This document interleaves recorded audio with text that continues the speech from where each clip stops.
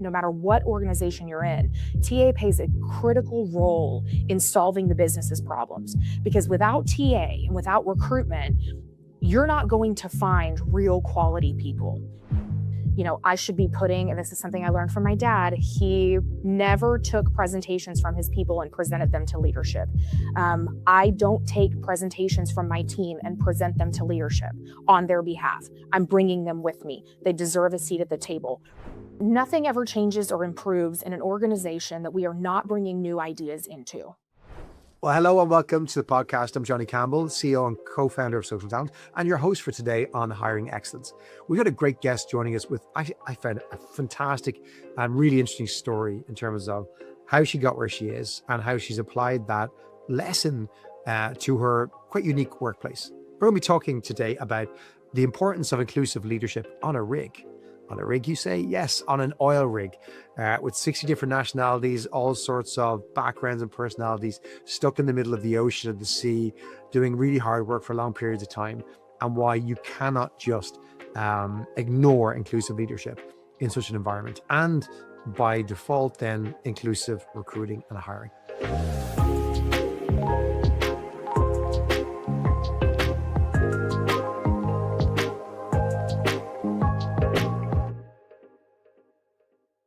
Joining us to discuss this today, we got Holly Strople. She's the Global Head of Talent Acquisition in Noble Corporation.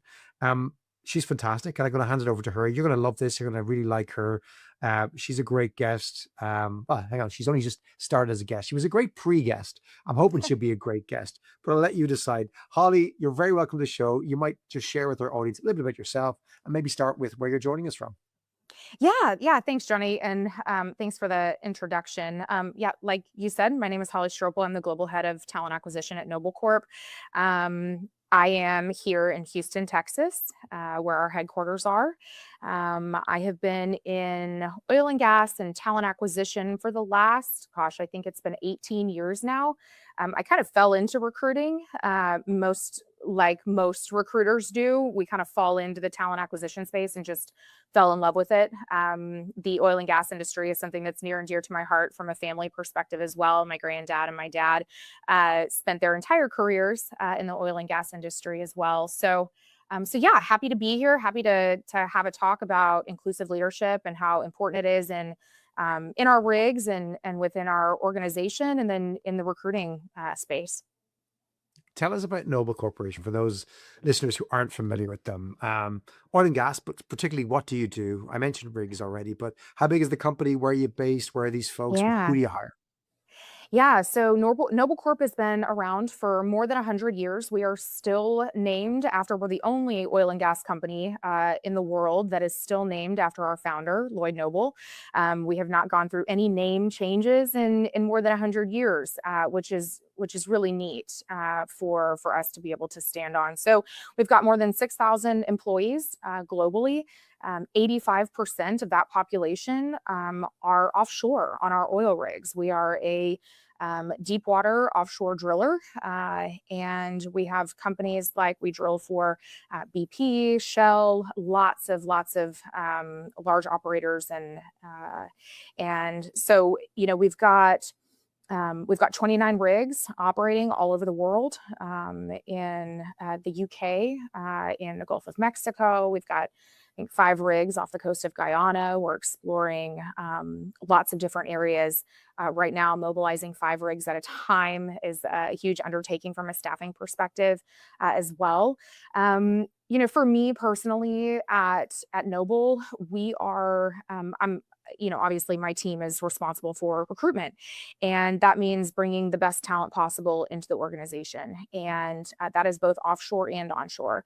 But most of our focus is offshore. And, given that we are a global organization, we're recruiting in lots of different countries, bringing in lots of different personalities and nationalities and experience backgrounds. And so, my team is very invested and very committed and passionate about making sure that we're not only bringing the right people to the table and to the organization, but making sure we're bringing different perspectives to the table and not just hiring the same person over and over. And with that mix of folks, you said 85% on the rigs, for example. Yeah. is there high attrition in your industry? What kind of volumes do you do every year? Do you have to, is there different hiring approaches for hiring folks on a rig versus corporate? Walk me through some of Yeah. those dynamics.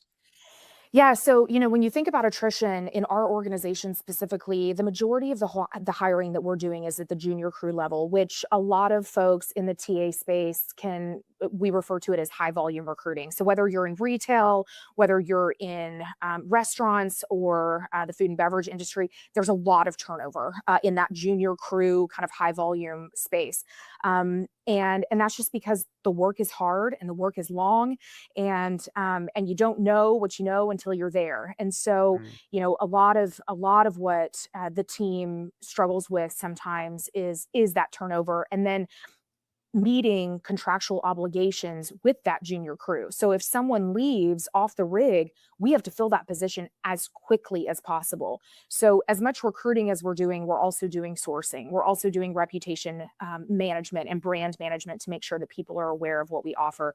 What's really awesome about our organization, and I think probably a lot of other organizations, is as you move up into the organization and into leadership, there's less and less turnover, Mm. because there are fewer positions available. And so the folks that are on our rigs, they've been on our rigs for 30 years. They've been mobilized all over the world. They have worked. Some of them have come from our legacy companies, from acquisitions and mergers. So there's a lot of opportunity for our junior crews to move up. But from a turnover perspective, we are constantly making sure that we are meeting contractual obligations for our customers. We are making sure that the folks that we are putting on the rigs are focused on safety and focusing on delivering for our customers each and every day, and making sure that everyone goes home safely. You mentioned at the top of the show that I think you said your grandfather and father both Yeah. worked in the industry. This isn't just another job for you. This is part of your blood, right? Your bloodline is worked to this. I think Yes. you mentioned both worked in Conoco, I think, for a long time. Talk to me about that heritage and what that meant for you as a kid growing up, and how it influenced you in getting into, or maybe not wanting to get into, the oil industry. Yeah. Yeah, I don't know that my dad was really super thrilled that I was going to get into this industry, but certainly proud, right? But my granddad, yeah, he started with Conoco. He spent 40 years with Conoco, and when my dad married my mom, he said, "You better get a good job," and the good jobs are in oil and gas right now. And the only advice he gave my dad when he went in for the interview to be a landman with ConocoPhillips was to shine your shoes, because that's what mattered back in the 70s, right? So my dad shined his shoes. He got hired as a landman. He didn't know what a landman was. I didn't know what a landman was for the majority of my growing up. All I knew is that my dad worked for an oil and gas company. When I told people that he worked for Conoco, everybody thought he worked at the gas station. Mm. And when I when I would go to explain what he did, I couldn't actually explain it because I had no idea. But I remember we moved a lot. I moved around. I think I moved 12 times before sixth grade when I was a kid. So we were in Houston 3 separate times, Midland twice. We were all over the place. So we really relied on each other as a family to just really be together and have that bond, because we weren't able to spend a lot of time in one place. But we settled in Houston when I was in junior high, and from then, I really started to kind of see the impact of the industry on my dad. The ups were great, and the travel and the kind of the conferences and the good of the oil and gas industry. And then what it would decline and it would tank, right? Which it always does. It's not an if, it's a when. When it does, the stress that would come Right. with that being responsible for other people's jobs, worrying about your own job. We were very blessed that my dad was never affected by any of those downturns from a job perspective, but he certainly impacted others, right? And had to make some really tough decisions. Given all of that, though, having the opportunity to join ConocoPhillips and be Dave's daughter, if you will, when I joined, wasn't it was an incredible privilege for me. And then to be able to work, I feel like I worked probably twice as hard to get to where I'm at, because I had to prove that I deserved that job. I deserved my career. I didn't get it based on my last name. that there was a moment in time when someone referred to my dad as Holly's dad, and that was one of his kind of, yeah, he met one of my executives who happened to be my mentor, and she said, "Oh, you must be Holly's dad," and he called me with tears in his eyes and said it was one of the proudest moments he's ever had in his career. And so it just showed me that working that hard was worth it. But yes, it is in my blood. I think I took a 3.5 year sabbatical into retail, which I loved my time at that Mm. organization, but had to come back to the mothership, you know? So you had potential nepotism or perceptions of nepotism going Yeah. against you, but also, if you don't mind me saying this, it must not have been easy when you started off in the oil industry, being a woman in such a Yep. male-dominated industry. So, Yep. how did that affect you? And talk to me about the red dress lesson. Yeah. Yeah. So I know probably every male who's listening to this show is like, oh, Lord, here we go. Right. Another female talking about women in the oil and gas industry. But honestly, every man out there has a woman who's a mother, a sister, a daughter, an aunt who can relate to this story. Right. And, I was walking into a situation where I loved my job, but I was working around managers who I'd actually grown up with their kids. We went on family vacations with them. I needed to reshape how they perceived me. So I did not wear a skirt. I didn't wear makeup. I didn't wear heels. I didn't wear jewelry. I didn't do anything that drew attention to me other than what was in my brain or coming out of my Mm, mouth in meetings. And, looking back, it kind of irks me that I felt like I needed to do that. But at the time, it was important for me to downplay who I was. And there was a moment in time at my during my time at ConocoPhillips where me and several other young women were given the opportunity to be part of an amazing corporate initiative, and we led it, and it was all four of us were under the age of 30 dealing with executives, so that in and of itself was great. But we ended up winning what was called a Spirit Award. And my dad's been with ConocoPhillips for 35 years and he never won a Spirit Award, so it was a huge mm, deal, right? Well, my mom wanted to take me shopping, and they have a huge ceremony where the top 150 leaders of the organization are going to be there. Like, let's be real, it's going to be 150 middle-aged white men who are going to be at this thing in black suits, right? So my mom took me shopping for a dress for this awards ceremony, and we're going through, and I'm picking up all the brown and dark blue and black dresses. My mom comes around the corner with this beautiful red dress, and she was like, "This will be perfect." And I looked at her like she was crazy. I was like, "You're crazy if you think that I'm going to show up in any color but black around these men who are just going to look at me like some mm. young little girl, right?" And so I didn't wear the red dress. And looking back, I ended up with a black dress. And looking back now, being so proud of who I am and proud of what I've accomplished, I wish I would have wore the red dress. I wish I would have worn the red dress because the red dress did not take away from my credibility. It didn't take away from my deservingness of the award. And if it had, in anyone's eyes, from a perception perspective, they weren't worth it. So, it really, looking back, it's taught me to be me. It's why I have a full sleeve of tattoos now. Like, I'm good. I'm good with who I am and what I bring to the table. So yeah, really important lesson for me. What did it teach you about what we now call inclusive leadership? But I imagine back then there weren't Yep. even the words. You didn't know what it was called, right? But walk me through how it shaped your thinking about this, and maybe share, if you don't mind, about your North Star, your daughter's the motivation in your daughter to do all Yeah. this. Yeah, so for me, inclusive leadership is it's now a term, right? It's a thing. I've got my Mm, master's in inclusive leadership, right? You can study it now, but back then it wasn't a thing. But I always knew, I never knew that there was a term for the way that I felt about leading other people. And for me, I was in different positions in my personal life where I downplayed who I was and how strong I was. And when I had my daughter Kimber, she's now 9, she's the light of my life. And when I had her, I just remember looking at her going, I need her to have a voice in her personal life and her professional life and have it be the same voice. And so that was really when I kind of made a decision to be authentically me and mm, to say kind of what was on my mind when it was necessary, and obviously professionally and diplomatically, right? But but it also encouraged me to lead my teams in a way that encourages people to do the same. I'm a firm believer that I should be putting, and this is something I learned from my dad. He never took presentations from his people and presented them to leadership. I don't take presentations from my team and present them to leadership on their behalf. I'm bringing them with me. They deserve a seat at the table, right? And I would encourage, I don't care what industry you're in, I don't care what role you're in or what your title is. Even if you're not in a leadership role, you should be singing the praises of other people. You should be encouraging other people to have a seat at that table, to bring their ideas forward. And a lot of times the loudest voices in the room aren't actually the most valuable, right? And so it's really important for me to look around the table and see the quieter voices and make Mm. sure that we call them to the front, because they're usually the ones that have the most to say. It's probably evident to our listeners and viewers that you're someone who tells it like it is, right? Yes. Straight shooter, authentic, Yeah. all these wonderful words.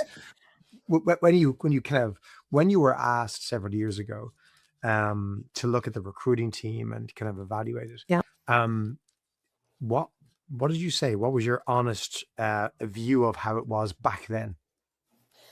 Sure. So yeah, when I first joined, there were a lot of things I think, and it's interesting because people always have a perception of what recruiting is, what a TA team does, and a lot of times people think it's the sexiest job in HR. We get to talk to people all day, and then we get to offer them jobs, right? That's really, I mean, that's a fraction of what it is our team does.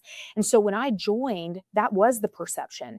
And so what I wanted to do was look at this team and say, okay, what are all of the capabilities and capacities these folks have, these amazing people have that aren't being used? And where are the gaps? What can we show leadership that says we're capable of so much more? And so there were some tough conversations with the team about raising the bar, both for themselves and for our function. But then also some tough conversations with leadership saying, we're not a transactional part of this organization. We are an advisory part of this organization, right? We are partners to the business, and we play TA. No matter what organization you're in, TA plays a critical role in solving the business's problems, because without TA and without recruitment, you're not going to find real quality people, because there are biases that live within all of us. And if we sent most hiring managers out to find their own people, they would hire themselves 7 times. They would hire themselves 10 times. And listen, I love me, but ain't nobody want 10 of Hollies, like 10 Hollies on a team, right? It's too much. So we have to, TA is an advisor team, and we are partners, and any organization that doesn't see TA that way should really rethink their thinking. And that's what I had to shift here. And so 2.5 years later, we used to be recruitment, now we are TA. Everyone is advisors, we are not recruiters. Our job titles fundamentally changed, our job descriptions fundamentally changed, and my expectation of my teams have changed. What do you think was the unlock that allowed that team to evolve from being transactional to more advisory as they are today? Having someone believe that they could, because if you've got a leader who believes that all you need to do is put a butt in a seat for operations, that's Mm. what you're going to do. You're not going to elevate. You're going to do what they want you to do, and that's it. What I believe is, I come in and look at the human. I come in and look at the person and look at what they're passionate about, what they're good at. Listen, if you're not passionate about detail, I'm not going to have you on the reporting project, right? Like, if you're Beautiful. not passionate about candidate experience, I'm not going to have you on the onboarding committee, right? So it's really about the leader getting to know their people and what they're passionate about and what their goals are, and letting them flourish in that space Mm. and giving them the space to do something outside of the box that they've been put in. How has that translated into the advisors then trying to drive more inclusive leadership in the business? It's tough. It's tough because a lot of, and not just here, but in every organization that I've ever been a part of, hiring managers know best, right? They know what they need for their team and they know who they need to Mm. hire. And sometimes it's referrals. Sometimes, most of the time, it's really about just asking the right questions. Have we, you've interviewed 3 people that you know. And you knew them from 10 years ago. let me just find you two other people that you don't know that have a different background and you speak to them. 90% of the time, they'll be shocked. We last year, I've got an amazing program advisor, Courtney, who stood up our intern program for the first time ever at Noble and created the program. And we didn't have full buy-in across the organization of early talent. It wasn't something that everybody was bought into. And I told my SVP, I asked him, I said, please just give us these 10 weeks of the intern program. Just give us 10 weeks to bring in amazing early career talent and it'll prove itself. After the summer was over, we had more than 20 more hiring managers going, can we get involved in the intern program next year? Our CEO had lunch with them. Our CEO did a Q&A with them. All of our executives wanted to be in front of them. These kids blew it out of the water. And so sometimes it's about taking those risks and making sure that we are trying new things to make sure that that we're doing everything that we can. Hiring managers now are calling us going, what college students do you have in the pipeline? Never did they ever think that they'd want college students, right? But now they're like, we've seen what they can do in 10 weeks. We want them here full time. So it's about changing. Why is that? But why is that important, particularly because if I understand it correctly, the organization had stopped doing graduate hiring, right? Stopped doing early career talent. Why were you so passionate about bringing it back? Because nothing ever changes or improves in an organization that we are not bringing new ideas into. And quite frankly, like I started my career in early talent, so I'm super passionate about early talent coming in and just blowing things out of the water and going, Yeah. you guys know y'all have been here for 30 years, but there's actually technology that'll do this for you.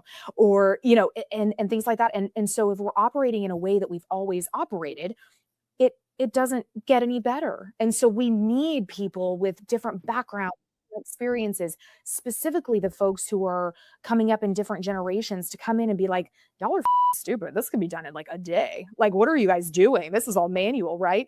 And they're all, the other thing about early talent too is they're impressionable, they're shapeable. We can teach them about our industry, but they bring the ideas, they bring the curiosity about our industry. And our industry is dying. I mean, people aren't wanting to go offshore. People don't want to go away from their families. And so if we can get them young into what an amazing opportunity it is to work 6 months out of the year and then to be home for 6 months out of the year, like say less. But it's incredibly important to have that diversity of thought.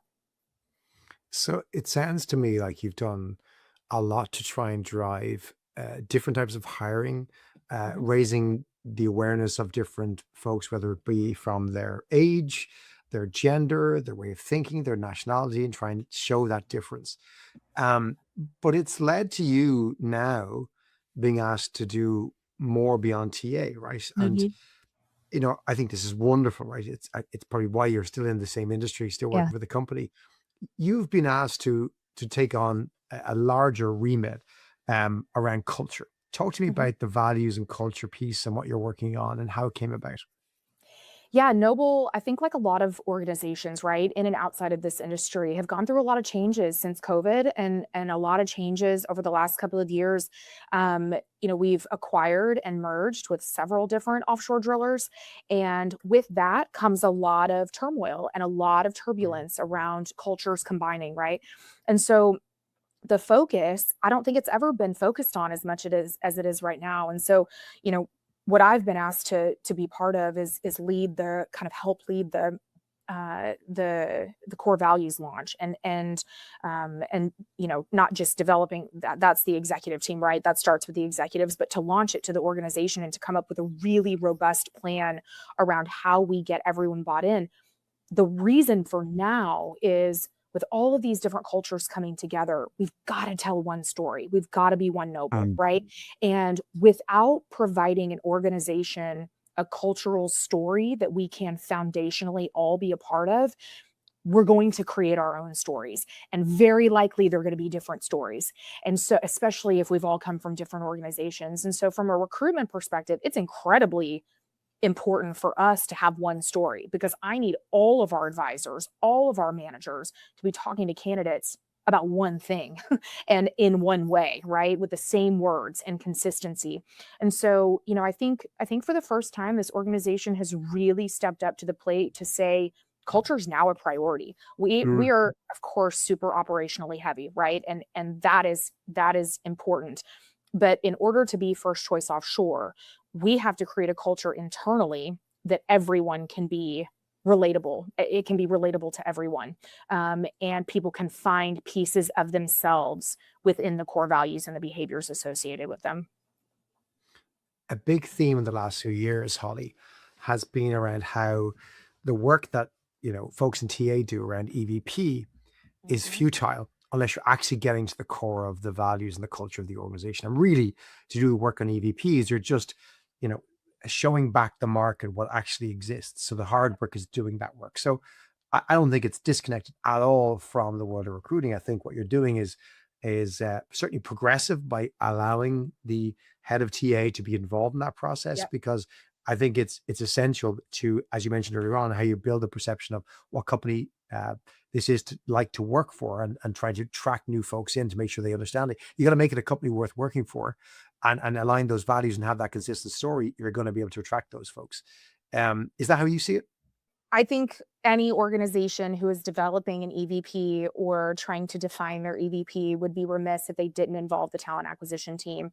We are the closest to the organization and to the market that you will find in the company. We're connected internally and externally to what's happening and what people are looking for. If you simply just involve, the standard HR and communications, you're going to find an internal voice that may not resonate with the external Mm. desire. And so it's been a really great journey to be part of this activity within the organization, to have some trust that was given to me to say, your opinion is valued and what you bring to the table is valued as a professional, but then also what TA brings to the table and that perspective. So, considering you're taking on this mammoth task of updating the values or helping roll out the communication of the values Mhm. across the organization, when they haven't been changed in 100 years, what do you think are the biggest challenges, and how are you planning to deal with that? Yeah, so the biggest challenge for us is to make sure that folks recognize that we are not asking them to do anything different. The values that we are rolling out are actually just enhanced from what we've Mm. had in the past. It's nothing new. We're not needing them to do anything different. Really, we should all already be behaving this way, right? When we think about navigating with integrity, when we think about being respectful, we should all be doing that anyway. But what's really great about what we're rolling out now is the behaviors that are super specific associated with each of the core values. The biggest challenge I think that we're going to have is someone's perception that we're going to ask them to do something differently, because operationally, 12 hours a day for 21 or 28 days at a time, they are doing an operational job. And anything that comes in and asks them to do something different is is um is refocusing them from what they're currently doing and what they know how to do. So what's really important about the communication, the change management here in this rollout is making sure that everyone knows, especially offshore, we're not asking you to do anything different. We're simply Mm. asking you to recognize when these behaviors are showing up, when they're not showing up, and having the autonomy to be able to speak up and say, hey, this doesn't really fit within this core value. Can we kind of take a step back and rethink these kinds of things? Um, having a value as safety is great, right? But what does that mean? Safety is the output of doing things like owning your actions and being accountable. So it's really asking folks to really learn and understand what it is that we're saying is important to the organization. You have enormous amount of energy, Holly. It's really good. It's infectious. It kind of comes across that passion. Um, how do you manage to maintain that? Because obviously, leading TA, leading this change, adding to this new project around the culture, it's energy sapping, I imagine. So how do you I'm recharge? tired. How do you get that back? Yeah, I'm tired. So really what keeps me energized at work, look, I have bad days like the rest of them. I think it's my best friend, Christy. She tells me often, and we tell each other, we're committed to telling each other, it's okay to not be okay. it's okay if I'm not like this all the time, and it's okay for my team to not be okay. And so I think that's really important to recognize. For me, what's energizing and recharging for me at work, it's about seeing the people that I care about succeed and do something that makes them proud. That just gives me joy. That gives me purpose. For me, kind of after work and after that recharge, it's seeing my daughter get excited about, she's been sick the last 2 days with 102 fever. And she sat with me at the table, at the desk for the last 2 days and drew pictures because I had to deliver them, drew pictures like this. Uh-huh. Um, for every meeting I had, she would draw the person I was meeting with, or she would draw a rig. I'm doing career day for her and coming in and talking about offshore drilling. Like, she's super proud of her mom. And so for me, that's what's recharging. I also Right. like to garden, with my AirPods and just kind of just disappear into the greenery. And then I paint. I do a lot of art. And it's all over my house. It's what my daughter and I love to do together. So it's really important for me to have time to myself, but the recharging for work and what keeps me excited is the challenge and seeing other people succeed. Holly, it's been really refreshing to chat with you today, to hear your story, to feel the energy, to understand your motivation. I suspect this is one that when our listeners are feeling a little bit down, a little bit unmotivated, and they need a bit of Holly, they can replay this episode and get their Love Holly that. energy back. Love it. Love Thank it. you so much thank you so much for joining us. I really Yeah. am impressed by the effort you put in, how you've really pushed beyond TA and doing so much more in the organization and making your mark and leaving your influence. You may not have worn the red dress on that day many years ago, but trust me, you're wearing the red dress every day in what you do, and that is evident. Thank you. So well done. Thank you. Appreciate it. So thank you for joining us, Holly. Been an absolute pleasure, and a big thank you to you, the listener, as well, for joining us on this journey with Holly. And we'll hopefully get Holly back to hear how the journey is continuing over the next couple of years. Don't forget, you can always play this back, and you need to share this with somebody who needs a bit of help, a bit of motivation, or a smile today. Don't forget to share it on your favorite podcast app. We'll be back next week with another great hiring excellence story. Until then, take care.